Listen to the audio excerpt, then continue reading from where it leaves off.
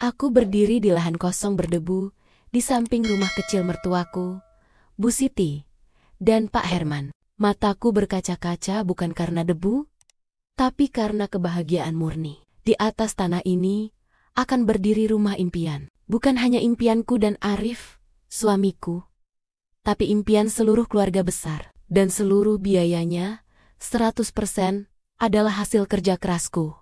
Lihat Bu, nanti di sini, kamar utama, kamar yang paling besar, buat ibu dan bapak, kataku, menunjuk dengan ceria ke arah sudut, yang sudah dipasangi patok. Bu Siti, mertua perempuanku, memelukku erat. Ya Allah, Dita, kamu ini anak dari langit, menantu mana yang sebaik kamu. Ibu dan bapak tidak akan pernah lupa kebaikanmu. Kata-kata itu bagai madu. Aku bekerja keras sebagai konsultan keuangan. Jam kerjaku tidak kenal ampun. Seringkali mengorbankan waktu akhir pekan hanya untuk menumpuk tabungan ini. Bukan karena Arif tidak bekerja, tapi karena gajiku jauh melampaui gajinya sebagai pegawai negeri biasa. Bagiku, membangun rumah ini di tanah mertua adalah bentuk bakti dan bukti cinta. Ini kan tanahnya sudah ada, Bu. Jadi, semua uang yang Dita punya bisa dipakai untuk bangunan saja. 3 lantai. Ya Bu, biar Rina dan Rudi nanti punya kamar sendiri juga kalau mereka mau datang menginap, ujarku. Mencoba memastikan semua merasa diakomodasi. Arif, suamiku, mengelus punggungku. Kamu memang yang terbaik, sayang. Rumah ini akan membuat keluarga kita makin harmonis. Namun, di balik senyum lebar Arif dan pelukan hangat Bu Siti, ada sedikit bayangan yang mulai mengusik. Dita sayang, soal desain, ibu mau yang terbaru, yang ada lift kecil itu loh, buat ibu naik ke lantai 2, kalau lutut sudah sakit. Pinta Bu Siti. Suaranya sedikit mendesak. Aku tersenyum kaku. Lift? Bu, itu akan menambah biaya lebih dari 50 juta, Bu. Ah, masa iya, Dit? Kamu kan konsultan. Uang segitu, kecil lah. Demi kenyamanan orang tua? Kenapa tidak? Sahut Rina, adik iparku, yang tiba-tiba muncul sambil memegang ponsel mahal. Rumah sebesar ini, kalau tidak ada lift, kesannya tanggung. Dit, nanti diomongin tetangga. Aku menarik napas dalam. Rina dan Rudi adik ipar laki-laki terkenal karena gaya hidup mereka yang boros dan sering meminjam uang. Justru karena itu, aku ingin mereka punya tempat yang layak. Baik Rina, nanti aku bicarakan dengan arsitek. Kita harus berhati-hati dengan anggaran, kataku, mencoba bersikap tegas tanpa terdengar pelit. Proyek konstruksi segera dimulai. Aku harus bolak-balik antara kantor dan rumah, memastikan tidak ada material yang diselewengkan. Setiap malam, aku merangkum laporan keuangan dan menyesuaikan budget. Kelelahan mulai terasa. Di sisi lain, Arif tidak banyak membantu. Ia hanya datang melihat-lihat sesekali. Lebih sering asyik bermain game di ponsel. Arif, bisa bantu aku cek bon pembelian keramik ini? Jumlahnya agak aneh. Pintaku suatu malam, sambil menggosok mata yang lelah. Ah, kamu saja, Dit. Kan kamu yang jago hitung-hitungan. Sudah, percaya saja. Lagi pula, kan kamu yang mau bangun rumah ini. Jawabnya enteng, tanpa mengalihkan pandangan dari layar. Perkataannya menusuk. Aku yang mau? Bukankah ini rumah untuk keluarga kita? Bukankah ini impian Bu Siti dan Pak Herman? Aku menelan rasa pahit itu. Permintaan-permintaan kecil mulai berdatangan dan tak pernah berhenti. Bu Siti meminta jenis granit impor. Rina ingin kamar mandi utamanya memiliki bak mandi jacuzzi. Mereka membuat keputusan tanpa mendiskusikannya denganku. Dan aku, sebagai pemilik rekening, hanya dikirimi tagihan. Puncaknya terjadi saat aku sedang memeriksa instalasi listrik. Aku tak sengaja mendengar percakapan antara Bu Siti dan Rina di teras rumah lama mereka. Mereka berbicara dengan nada bisikan, tetapi aku menangkap sepotong kalimat yang membuat jantungku mencelos. Pokoknya, kita harus yakinkan Dita bahwa ini adalah investasi jangka panjang yang sangat menguntungkan. Setelah rumah ini jadi, kita bisa mulai menjalankan rencana bisnis kita. Aku mundur perlahan, seolah ditampar. Investasi? Investasi, rencana, bisnis, rumah ini untuk tinggal, bukan untuk dikomersilkan. Aku mencoba meyakinkan diri bahwa aku salah dengar, bahwa mereka hanya membicarakan urusan bisnis Rina. Tapi, rasa kecurigaan itu kini telah berakar, merusak pondasi harapan yang susah payah kubangun. Sejak mendengar sepenggal percakapan itu, pikiran tentang rencana bisnis terus menghantuiku. Aku berusaha menepisnya, menyibukkan diri dengan detail pembangunan. Rumah 3 lantai itu mulai berdiri kokoh, menjadi tetesan keringat dan darah finansialku. Dita, Bu Siti mau ganti semua keramik lantai 2. Katanya, yang kamu pilih warnanya kurang mewah. Lapor mandor proyek suatu sore.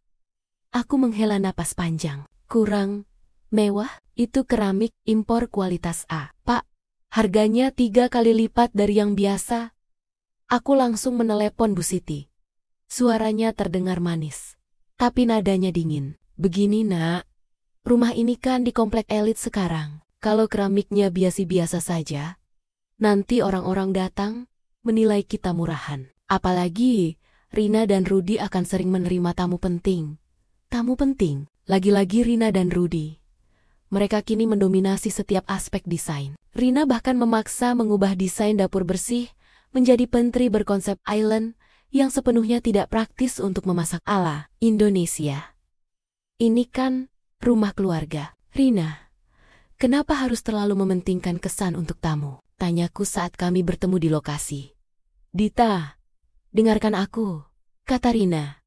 Kini suaranya terdengar lebih menekan. Kita harus lihat ini sebagai investasi. Rumah ini harus punya nilai jual dan prestis yang tinggi. Pokoknya, serahkan desain interiornya padaku. Kamu fokus di uangnya saja. Ya, kalimatnya melukai. Aku adalah menantu yang hanya fokus di uang. Aku mencari dukungan dari Arif. Di rumah kontrakan kami yang sempit, aku mencoba mengajaknya bicara serius. Arif, kamu harusnya bicara pada ibumu. Kenapa semua keputusan tentang rumah harus selalu berubah dan membuat anggaran kita jebol? Aku sudah mulai menjual beberapa aset investasi jangka panjang kita loh, Rif. Arif membalikan badan di tempat tidur. Sudahlah, Dit. Jangan perhitungan. Kan kamu sendiri yang bilang, mau kasih yang terbaik untuk orang tuaku. Masa iya, kamu mau bikin ibuku kecewa? Mereka sudah tua, Dit. Turuti saja kemauan mereka. Anggap saja itu bakti. Kata bakti yang dulu kurayakan, kini terasa seperti belenggu. Karena terus merasa tertekan, aku mengambil cuti singkat dan mencoba menenangkan diri di rumah orang tuaku. Saat aku kembali setelah 3 hari, kunci rumah sudah berpindah tangan. Mandor bilang, Bu Siti yang ambil kuncinya, kata satpam komplek. Aku bergegas ke rumah lama Bu Siti. Mereka sedang makan malam. Suasananya tampak santai. Terlalu santai. Kenapa kunci rumahnya sudah diambil, Bu? Tanyaku tanpa basa-basi. Bu Siti tersenyum kecil. Oh, kuncinya. Iya, Ibu yang ambil. Ibu kan mau sering-sering cek. Sekalian Rina mau membawa desainer interiornya. Lagi pula, kamu kan sering sibuk di kantor. Dit, biar ibu saja yang urus. Di tengah perdebatan kecil itu, telepon Bu Siti berdering. Itu suara Pak Ridwan, tetangga lama kami yang bekerja sebagai notaris. Bu Siti berbicara dengan suara yang sangat pelan, sambil melirik ke arahku. Namun, di keheningan sesaat, aku menangkap frasa yang membuat seluruh tubuhku dingin. Surat-surat itu sudah beres, Pak. Sertifikat harus segera diurus. Pastikan semuanya atas nama Bapak Herman. Sesuai perjanjian awal. Aku berpura-pura memeriksa ponsel, tapi telingaku tajam seperti pisau. Sertifikat? Perjanjian awal? Aku tidak pernah menandatangani perjanjian apapun. Rumah ini dibangun di atas tanah mertua. Ya, tetapi semua uangnya dariku. Aku menyadari konflik yang sebenarnya. Ini bukan tentang kenyamanan atau bakti. Ini tentang kepemilikan. Sejak awal, pengorbananku telah diinterpretasikan oleh mereka sebagai modal yang bisa mereka manfaatkan. Rasa dikhianati perlahan-lahan mulai menggantikan kelelahan. Aku memandang wajah Arif. Dia tidak melihat ke arahku, sibuk mengunyah makanan. Aku kini yakin ada sesuatu yang disembunyikan, sesuatu yang besar, yang berkaitan erat dengan sertifikat hak milik rumah yang sebentar lagi selesai itu. Pesta syukuran rumah selesai dengan meriah. Ratusan tamu memuji kemegahan rumah 3 lantai yang kini berdiri di tengah kompleks, menyebutku menantu ideal. Namun, pujian itu terasa hampa, bagaikan lapisan gula di atas racun. Aku tahu, kemegahan ini dibangun di atas fondasi kebohongan. Di hari-hari pertama kepindahan kami ke rumah baru, kecurigaanku berubah menjadi kepastian yang menyakitkan. Bu Siti dan Rina kini bertingkah seperti pemilik tunggal. Mereka mengatur posisi perabotan tanpa konsultasi denganku, memasang kunci tambahan di beberapa ruangan, bahkan membuat daftar aturan yang konyol, seperti larangan bagiku untuk menggunakan dapur utama setelah jam 9 malam. Dita, kamu kan sering lembur. Ibu mau kamar yang paling besar itu ya? Yang ada balkonnya? Ujar Bu Siti, seolah-olah ruangan itu sudah resmi menjadi miliknya. Padahal, kamar itu sengaja kubuat paling nyaman untuk kami, aku dan Arif. Bu, bukannya kita sudah sepakat kamar itu untuk kami? Kamar ibu dan bapak sudah disiapkan di lantai 1, agar tidak perlu naik turun tangga. Protesku berusaha keras menjaga nada bicara. Kamu ini, ibu sudah bilang, biar Rina dan Rudi saja yang pakai kamar di lantai 1. Mereka kan sering berkunjung. Lagi pula, ibu mau menikmati balkon dan pemandangan. Kamu di lantai 2 saja, di kamar sebelah. Aku menoleh pada Arif, mencari pembelaan. Dia hanya mengangkat bahu dan berbisik. Sudahlah, Dit. Jangan bikin ibu marah di rumah baru. Turuti saja. Aku merasa seperti seorang tamu, atau lebih buruk, seorang investor bodoh yang diizinkan menginap di properti miliknya sendiri. Puncaknya terjadi saat aku meminta. Bu Siti menunjukkan sertifikat hak guna bangunan SHGB yang katanya sudah diurus Pak Herman. Aku butuh salinan untuk mengurus sambungan listrik dan air yang baru. Bu Siti terlihat gelisah. Sertifikat ada di Pak Herman. Sudah aman. Sudah aman. Kamu tidak perlu khawatir, Dit. Semua sudah diurus notaris. Ketika aku bertanya langsung pada Pak Herman, beliau menjawab dengan nada tegas yang belum pernah kudengar sebelumnya. Sudah beres, Dit. Semua atas nama saya dan Siti, agar mudah urusan perizinannya. Kamu tenang saja. Kamu dan Arif tetap bisa tinggal di sini sampai kapanpun. Jantungku berdebar kencang. Atas nama mereka, rumah yang kubangun dengan seluruh tabungan dan utang pribadiku, kini secara hukum milik mertuaku. Malam itu, setelah semua orang tidur, aku memutuskan untuk mencari tahu lebih dalam. Aku tahu, Pak Herman menyimpan dokumen penting di laci meja kerjanya. Aku menunggu sampai larut, lalu menyelinap. Dengan tangan gemetar, aku membuka laci itu. Di sana, tersusun rapi beberapa dokumen penting, termasuk salinan SHGB. Aku menarik napas dan membacanya perlahan. Benar, pemilik hak guna bangunan, Herman Setiawan, dan Siti Mariam, namaku. Bahkan nama suamiku, Arif, tidak tercantum sama sekali. Lebih buruk lagi, aku menemukan sebuah surat pernyataan yang ditandatangani oleh Pak Herman, yang isinya menyatakan bahwa seluruh biaya pembangunan rumah ditanggung oleh pemberi pinjaman, Dita Anggraini, dengan ketentuan bahwa bangunan tersebut menjadi hak milik penuh Herman Setiawan sebagai ganti rugi atas penggunaan tanah, dan sebagai jaminan bahwa Dita dan Arif diperbolehkan tinggal selama jangka waktu tidak ditentukan. Aku merasa mual. Pemberi pinjaman ganti rugi atas penggunaan tanah yang luasnya tidak seberapa dibandingkan biaya konstruksi. Ini bukan bakti. Ini perbudakan finansial yang terselubung. Air mataku menetes di atas kertas itu. Aku sudah diperingatkan. Desas-desus tentang rencana bisnis dan investasi itu kini mulai menyambung. Mereka bukan hanya ingin memiliki rumah ini. Mereka berencana memanfaatkannya secara finansial. Dengan menjadikanku sebagai modal berjalan, aku menyalin semua dokumen itu dengan ponselku. Aku harus memiliki bukti. Karena aku tahu, jika aku menghadapi mereka sekarang, mereka akan memutarbalikkan fakta. Aku kembali ke kamar. Arif tidur pulas. Wajahnya polos, tanpa beban. Aku menatapnya. Dan rasa sakit karena pengkhianatan ganda mulai terasa. Apakah dia tahu tentang surat pernyataan ini? Apakah dia benar-benar setuju untuk melihatku menjadi pemberi pinjaman yang tidak punya hak? Malam itu, aku menyadari bahwa aku tidak hanya harus merebut kembali rumah ini, tetapi juga martabatku. Misteri tentang motif mereka kini hampir terpecahkan, dan aku harus mencari tahu apa langkah selanjutnya yang mereka rencanakan dengan kepemilikan mutlak ini. Setelah penemuan sertifikat dan surat pernyataan laknat itu, aku memutuskan untuk tidak konfrontatif. Aku harus bermain cerdik. Aku menyembunyikan amarah dan sakit hatiku rapat-rapat, mengenakan topeng menantu yang patuh dan sedikit pasrah. Tujuanku kini tunggal, mengungkap rencana bisnis yang mereka bicarakan. Peluang itu datang seminggu kemudian. Arif harus menghadiri pelatihan di luar kota selama 2 hari. Ini adalah waktu yang sempurna. Aku tahu Arif jarang membawa laptop kerjanya karena datanya terlalu sensitif, tetapi ia punya laptop pribadi di rumah.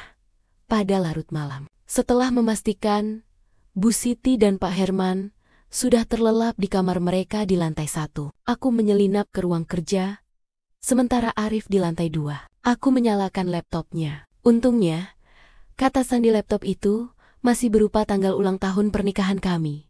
Betapa ironisnya, aku mulai menggali, bukan di folder biasa, tetapi di dalam drive yang tersembunyi. Aku mencari file yang tidak logis berada di laptop Arif, terutama yang berhubungan dengan keuangan atau properti, yang seharusnya menjadi pekerjaanku.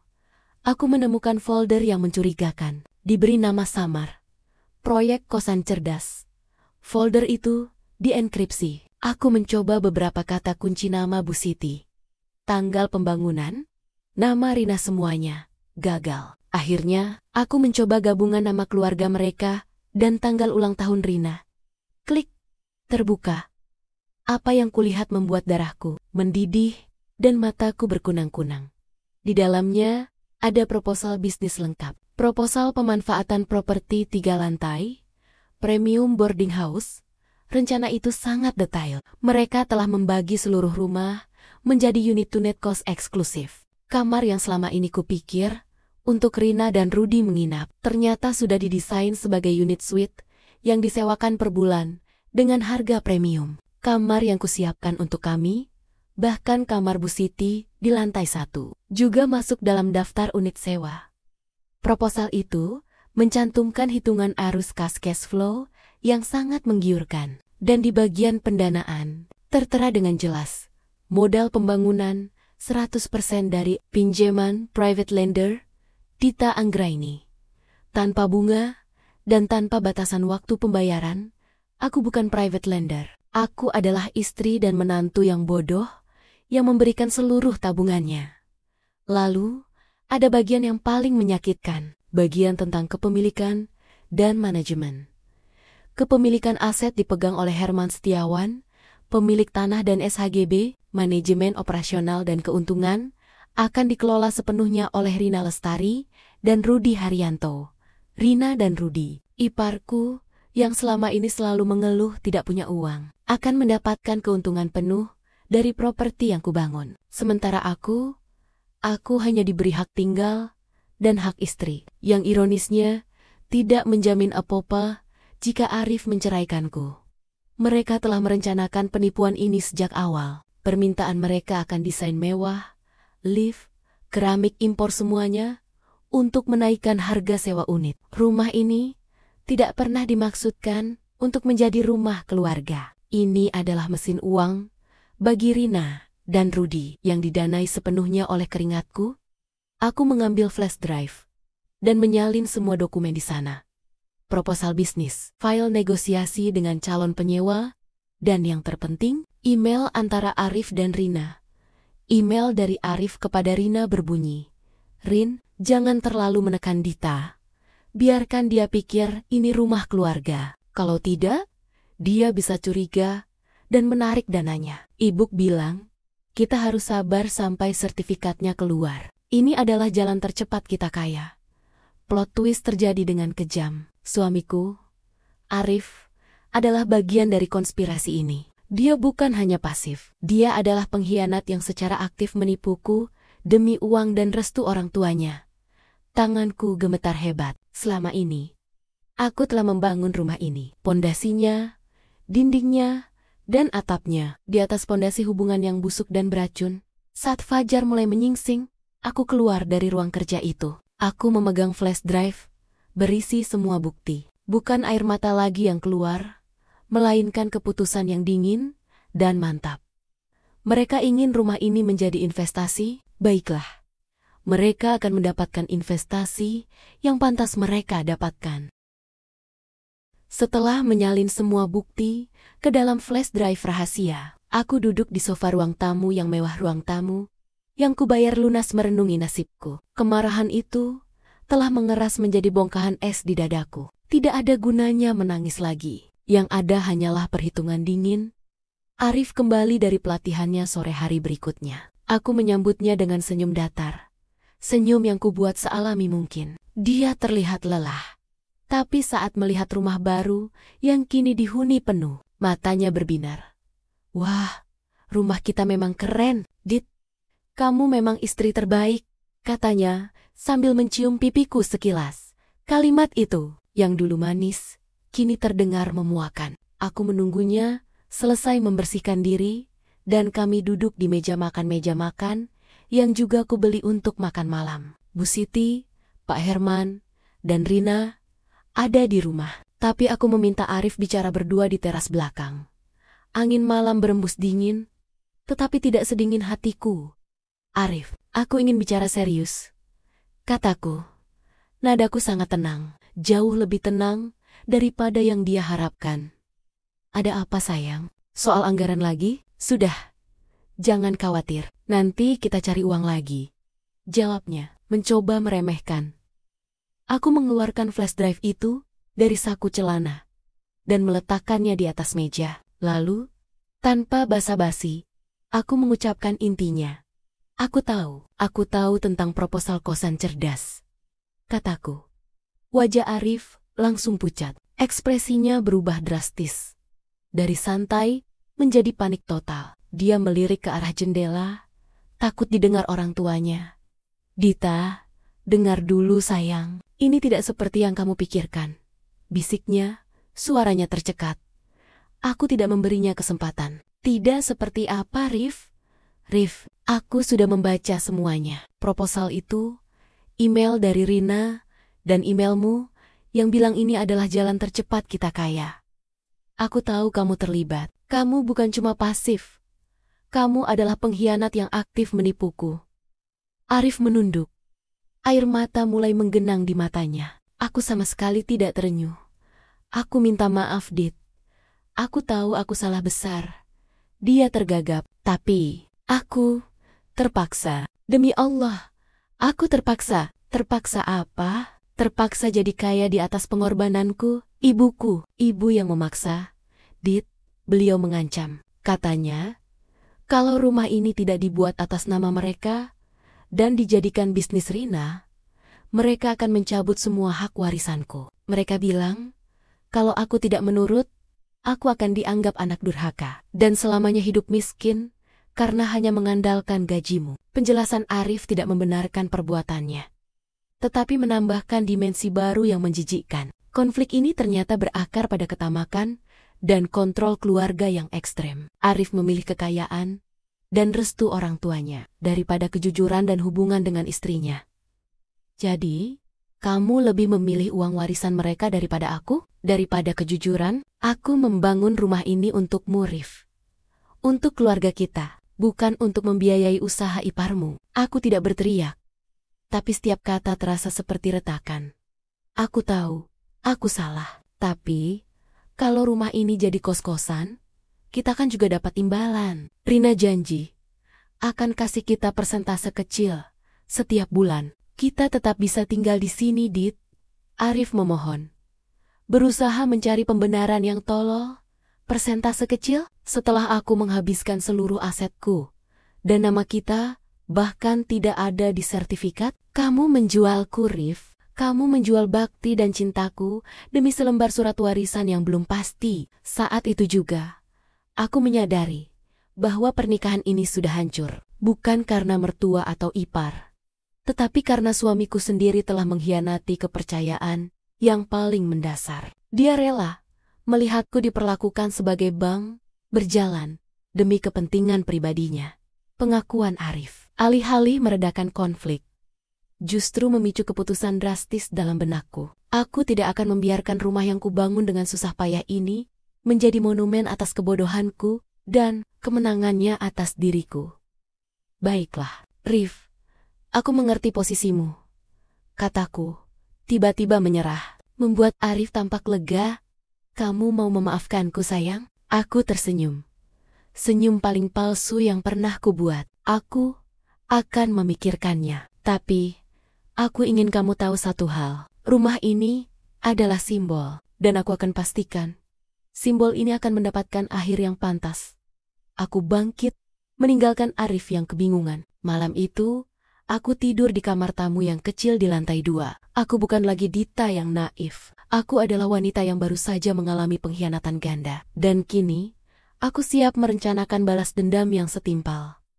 Aku tidak bisa membiarkan pengkhianatan ini berlalu begitu saja. Pagi hari setelah konfrontasiku dengan Arif, aku mengirim pesan singkat ke seluruh anggota keluarga. Bu Siti, Pak Herman, Arif, Rina, dan Rudi. Aku meminta pertemuan keluarga formal malam itu juga. Di meja makan rumah baru, ada masalah serius yang harus kita bahas.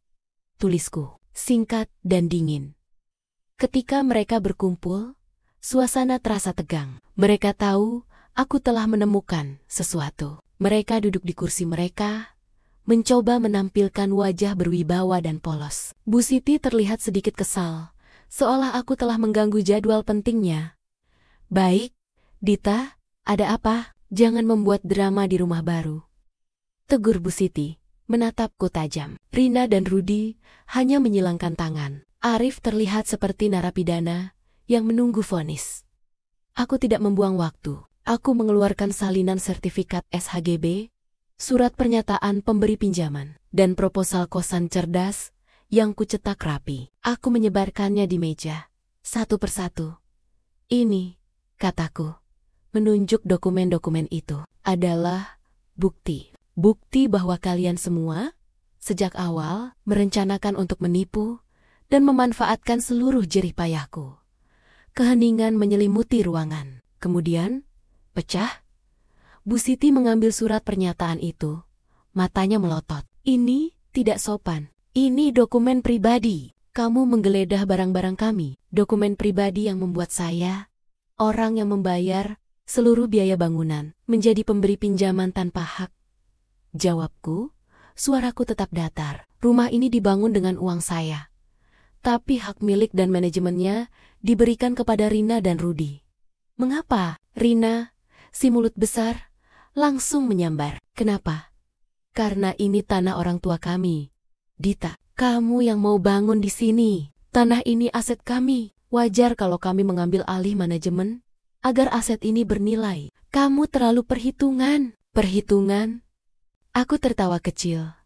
Tawa yang tanpa humor. Aku menghabiskan hampir 4 miliar rupiah di sini. Dan kalian menyebutku perhitungan hanya karena aku menanyakan mengapa aku tidak punya hak apapun di rumah yang kubangun. Pak Herman, yang selama ini diam, angkat bicara. Nadanya berat dan mendominasi. Dita, kamu harusnya bersyukur kami masih mengizinkan kamu dan Arif tinggal. Ini sudah disepakati. Rumah ini adalah jaminan bakti kamu. Uang yang kamu berikan adalah ganti rugi atas kesediaan kami memberikan tanah ini sebagai lokasi. Sudah seharusnya kami, sebagai pemilik tanah, mengambil keuntungan dari properti kami.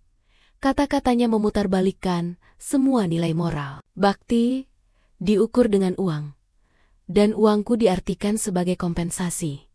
Aku menatap Arif. Kamu juga berpikir begitu, Rif? Arif menunduk. Aku sudah bilang, aku minta maaf, tapi aku harus ikut ibu. Dit, lihat Dita, bahkan suamimu mendukung kami. Seru Bu Siti, kini suaranya meninggi. Kamu terlalu egois. Kalau kamu terus mempermasalahkan ini, kami akan anggap kamu tidak patuh, dan kamu akan lihat akibatnya. Akibat apa? Apa, tantangku? Kami akan menyuruh Arif menceraikanmu, dan kamu akan diusir dari rumah ini. Tanpa membawa sepeser pun, kamu hanya pemberi pinjaman yang tidak memiliki ikatan hukum apa-apa dengan bangunan ini, ancam Bu Siti. Ancaman itu adalah pukulan telak yang mereka pikir akan menghancurkanku. Namun, yang terjadi justru sebaliknya. Ancaman itu menghilangkan CISIC keraguanku. Aku mengumpulkan semua salinan dokumen itu dan memasukkannya kembali ke tasku. Aku menatap mereka semua, satu persatu. Baiklah, jika kalian menganggap rumah ini sebagai aset bisnis, dan saya hanya pemberi pinjaman yang tidak diakui, kataku. Suaraku kini mantap dan dingin. Maka saya akan bertindak sebagai pemilik modal yang ditipu. Apa maksudmu? Tanya Rina. Wajahnya mulai berubah ketakutan. Kalian benar, saya tidak punya hak atas tanah ini. Tapi, saya punya hak atas uang yang saya gunakan untuk membangun bangunan di atasnya. Dan jika kalian tidak mau mengakui hak saya, maka saya akan mengambil kembali nilai penuh dari modal yang saya tanamkan. Jelasku. Aku bangkit dari kursi. Kalian bisa anggap ini sebagai pertemuan terakhir kita, sebelum saya mengambil tindakan hukum. Kalian mau rumah ini jadi kos-kosan? Kita lihat saja. Karena saya pastikan tidak akan ada apapun di atas tanah ini yang bisa kalian sewakan. Aku meninggalkan mereka dalam kebingungan, amarah, dan sedikit rasa gentar. Konfrontasi itu telah usai. Kini, saatnya strategi. Aku tahu persis apa yang harus kulakukan. Dan itu akan jauh lebih ekstrem daripada tuntutan cerai biasa. Setelah konfrontasi itu, suasana di rumah menjadi beku. Mereka masih tinggal di sana, seolah-olah tidak terjadi apa-apa. Tapi mata mereka penuh kebencian dan kehati-hatian. Aku, sebaliknya, mulai menunjukkan kepatuhan. Aku memasak, membersihkan, dan berbicara dengan nada biasa, seolah-olah ancaman cerai mereka berhasil. Aku berpura-pura telah menerima kekalahan. Rif, aku sudah memikirkannya, kataku pada Arif 2 hari kemudian. Saat kami berdua di kamar, aku tidak mau bercerai. Aku tidak mau menghancurkan rumah yang sudah susah payah kubangun. Arif tampak lega luar biasa. Syukurlah sayang, itu baru istriku. Ya sudah. Kamu jangan bahas lagi soal sertifikat itu, ya, nanti ibu juga akan melunak kok. Aku mengangguk. Tetapi di dalam hati, rencana balas dendamku sudah matang. Aku tidak akan pernah mundur. Aku hanya butuh waktu untuk mengamankan langkah hukumku. Pagi harinya, aku mengambil cuti penuh dan langsung menemui Bu Renata, seorang pengacara properti yang terkenal sangat galak dan cerdas. Aku membawa semua dokumen yang kusalin. SHGB atas nama mertua, surat pernyataan pemberi pinjaman, dan proposal kosan cerdas. Bu Renata, mereka mengancam akan menceraikan saya dan mengusir saya tanpa sepeser pun karena secara hukum, saya hanya pemberi pinjaman yang membangun rumah di atas tanah mereka. Mereka juga berencana mengkomersialkan properti itu. Jelasku. Tenang, Bu Renata membaca dokumen-dokumen itu dengan saksama. Senyum tipis terukir di bibirnya. Dita, kamu punya bukti yang kuat tentang itikat buruk dan penipuan terselubung sejak awal. Secara hukum, tanah dan bangunan itu terpisah. Mereka punya hak atas tanah. Kamu punya hak atas bangunan yang kamu danai, kecuali jika kamu memberikan hibah yang sah, yang mana ini bukan. Jelas Bu Renata. Lalu, apa opsi hukum saya untuk mendapatkan kembali modal saya secara penuh? Tanyaku. Opsi pertama, menggugat cerai dan menuntut ganti rugi atas biaya pembangunan. Opsi kedua, dan ini yang paling drastis, adalah opsi yang jarang dipilih, tapi sangat kuat. Dalam kasus di mana pemilik tanah menolak memberikan ganti rugi yang layak kepada pemilik bangunan, dan ada unsur penipuan, kamu memiliki hak untuk mengambil kembali properti yang kamu bangun. Itu bisa berarti memindahkan bangunan jika memungkinkan atau yang paling efektif, merobohkan bangunan itu sendiri. Jantungku berdebar. Merobohkan rumah megah yang telah kubangun dengan setiap tetes keringatku, itu adalah kerugian yang besar, tetapi juga perolehan kembali kekuasaan yang tak ternilai harganya. Itu akan mengirimkan pesan yang sangat jelas. Apakah itu legal? Maksud saya, merobohkan rumah yang baru selesai, legal. Jika kamu membuktikan bahwa kamu adalah pemodal tunggal, dan pemilik tanah menolak memberikan ganti rugi. Ini menjadi bentuk self-help remedy yang ekstrim sebelum proses gugatan. Tapi, Dita, ini adalah langkah yang sangat radikal. Kamu harus siap menghadapi konflik besar, termasuk laporan polisi, kata Bu Renata memperingatkan. Saya siap. Saya tidak akan membiarkan mereka memanfaatkan hasil kerja keras saya menjadi sumber kekayaan mereka. Saya tidak mau uang mereka. Saya mau mereka merasakan kerugian yang sama besar dengan yang saya rasakan atas pengkhianatan ini. Putusku. Bu Renata mengangguk. Baik. Kita akan segera siapkan surat pemberitahuan pembongkaran. Tapi, kamu harus bergerak cepat sebelum mereka benar-benar memulai bisnis kos-kosan mereka. Atau sebelum mereka menggugat cerai kamu duluan. Keesokan harinya, aku mulai mengumpulkan modal operasional. Aku menjual sisa-sisa perhiasanku yang berharga dan menarik semua tabungan yang masih tersisa, termasuk dana darurat. Aku bertemu dengan kontraktor pembongkaran yang terpercaya, yang biasanya menangani proyek penggusuran. Aku menyusun cerita palsu untuk kontraktor itu. Ada kesalahan fatal pada pondasi dan harus dirobohkan total agar tidak membahayakan. Aku menawarkan bayaran tunai 2 kali lipat dari harga normal, asalkan pekerjaan harus diselesaikan dalam waktu 48 jam. Semua harus terjadi dalam waktu yang sangat singkat, dan tanpa sepengetahuan keluarga mertua, keputusan telah dibuat. Aku harus menyingkirkan mereka. Aku mendekati Arif dengan senyum paling manis yang bisa kuberikan. Arif, aku minta maaf atas semua drama belakangan ini. Aku sadar aku tidak seharusnya terlalu perhitungan. Aku ingin menebusnya. Menebusnya bagaimana, Dit? Tanyanya. Tampak curiga, sekaligus penuh harap. Aku sudah memesankan tiket liburan untukmu. Ibu, Bapak, Rina, dan Rudi, semuanya. Keluar kota, Bali, selama 4 hari 3 malam. Aku sudah bayar penuh, termasuk akomodasi di Hotel Bintang 5. Anggap saja ini hadiah perdamaian dan perayaan selesainya rumah kita, jelasku. Menyodorkan amplop berisi tiket dan itinerary mewah. Wajah Bu Siti yang mendengarnya langsung bersinar. Rina dan Rudi langsung heboh. Mereka melihatnya sebagai tanda kemenangan mutlak. Dita, si menantu Bang, akhirnya menyerah dan kembali ke posisi patuh. Arif, meskipun masih sedikit curiga, tidak bisa menolak ide liburan gratis yang mewah. Ancaman warisan dan janji kekayaan dari kos-kosan sudah membuat kesetiaannya goyah total. Kamu tidak ikut, sayang? Tanya Arif basa-basi. Aku harus mengurus klien besar di kantor. Aku tidak bisa tinggalkan pekerjaan. Kalian nikmati saja.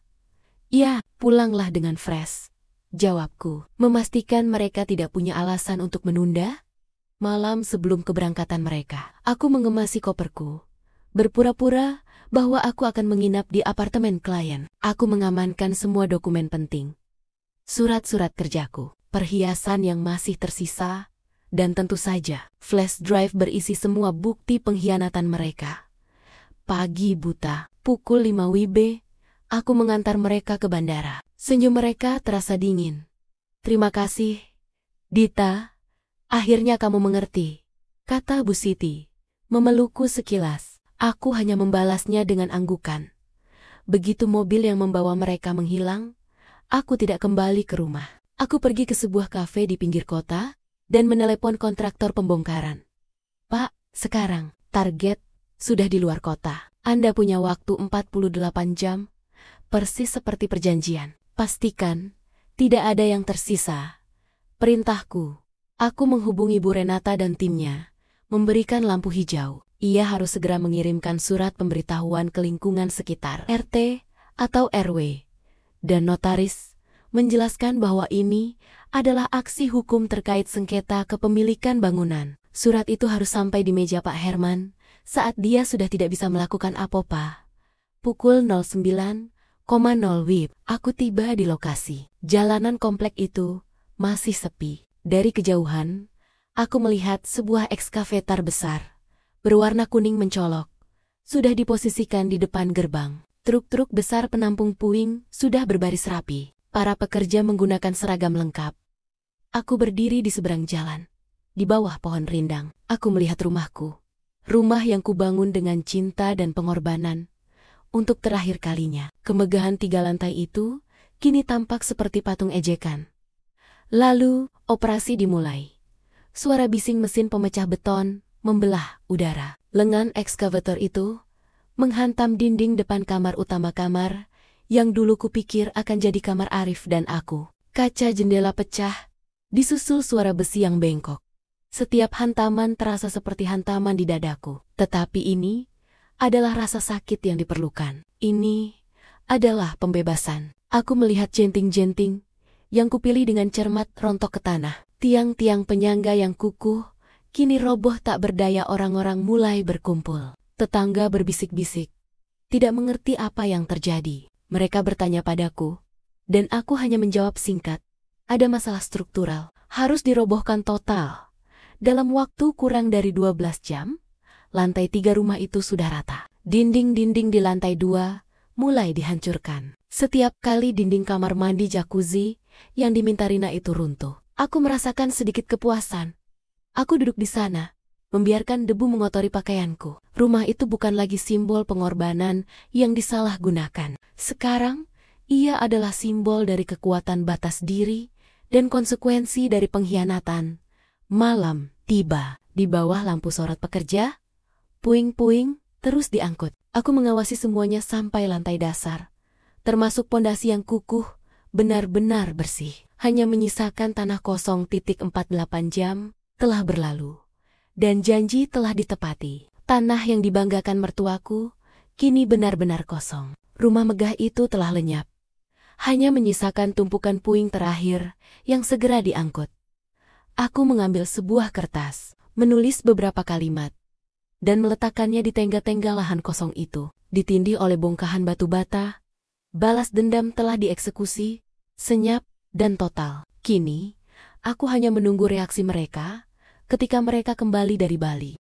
4 hari terasa seperti 4 tahun. Aku menghabiskan waktu di sebuah hotel kecil, jauh dari kota, menonaktifkan ponsel utamaku. Aku tahu, begitu mereka mendarat, neraka akan pecah. Aku hanya menunggu waktu yang tepat.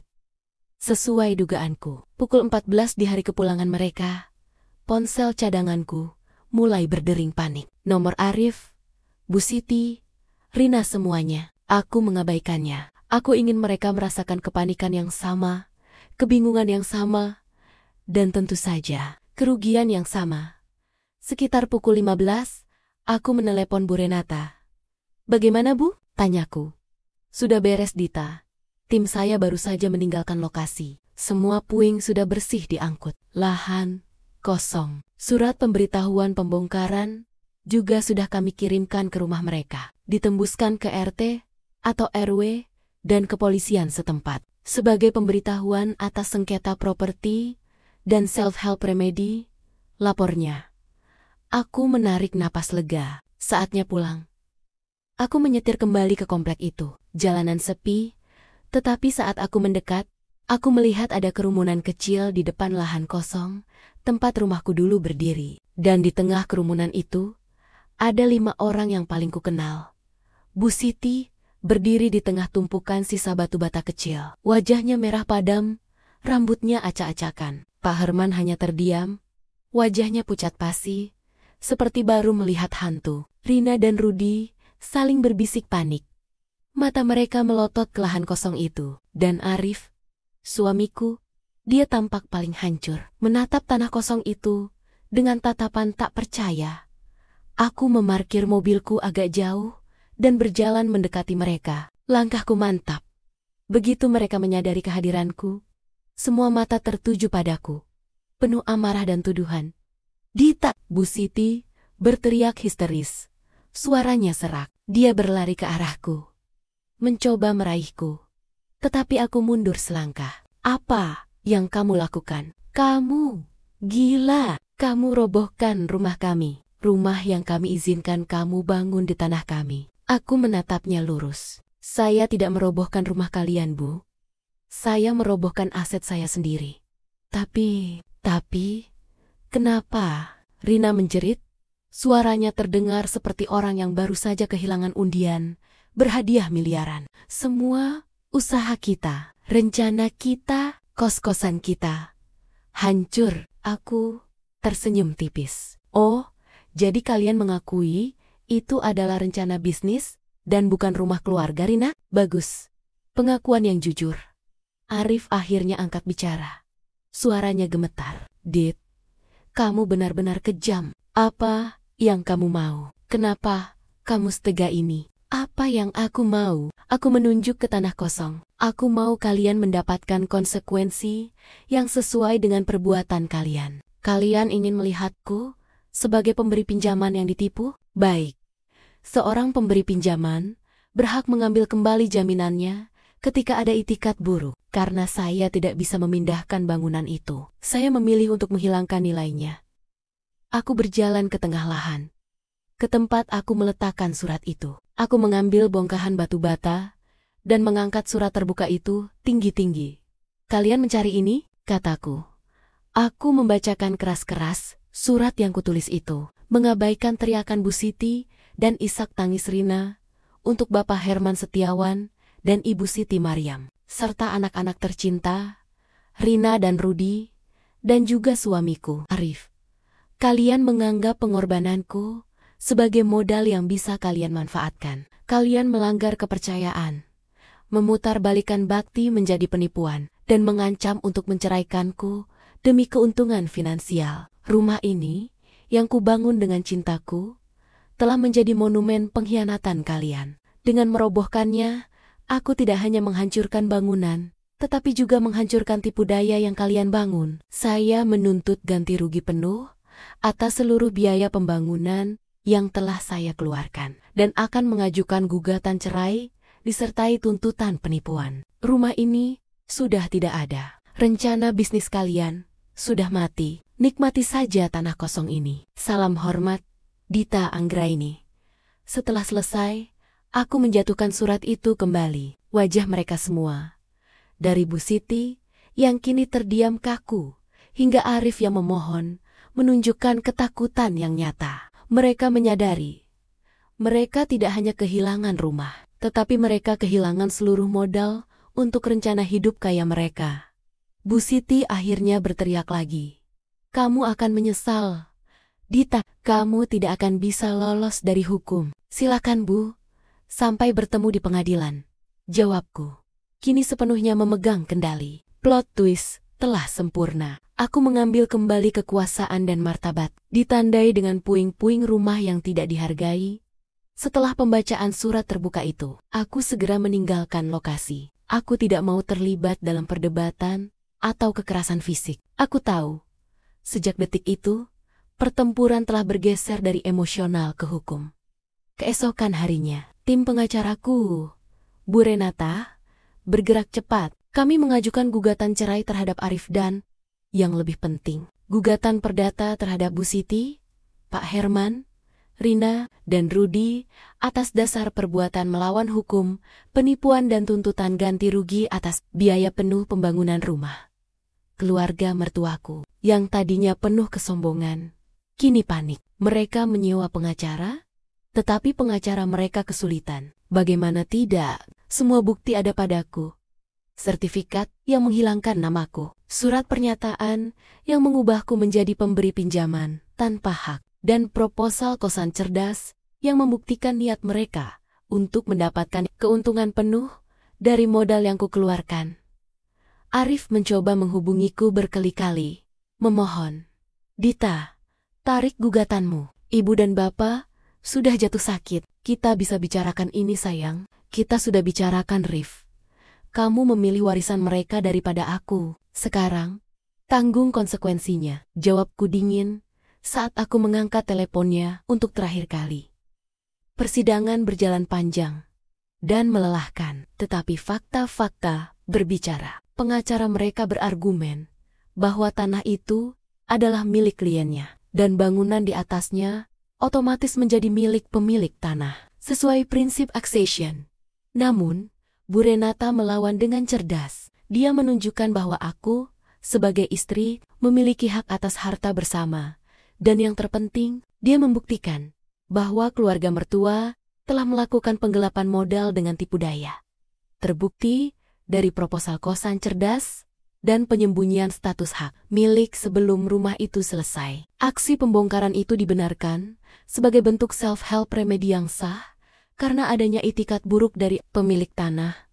Aku bersaksi, menceritakan setiap detail dari janji-janji manis, permintaan tak berujung untuk desain mewah yang mahal, yang ternyata untuk menaikkan harga sewa, hingga ancaman cerai yang menjadi pemicu keputusanku. Aku menjelaskan bagaimana mereka mengubah bakti menjadi transaksi bisnis sepihak.